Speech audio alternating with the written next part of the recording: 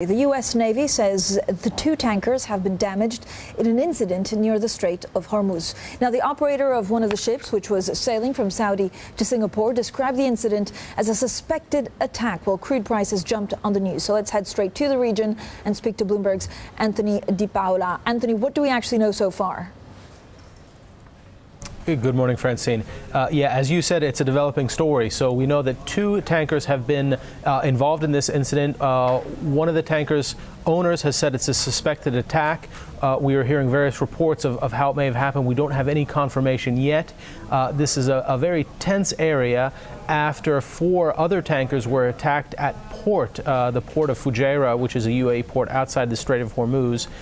These two vessels that are involved in the incident today, they were transiting. They had already passed through the Strait of Hormuz.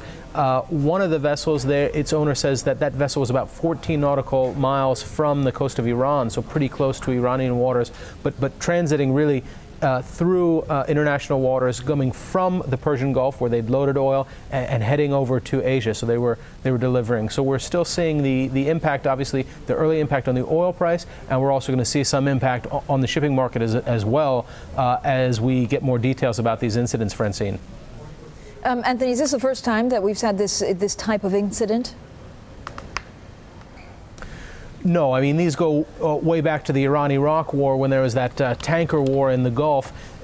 Ships kept going at that time. There was no stoppage to oil transit.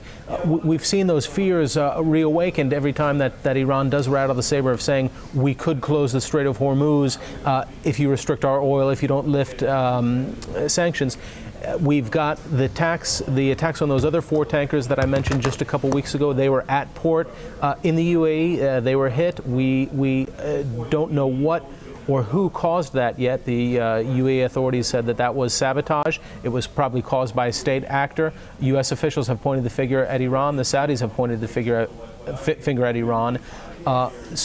This is a really tense period because we've had just these recent attacks.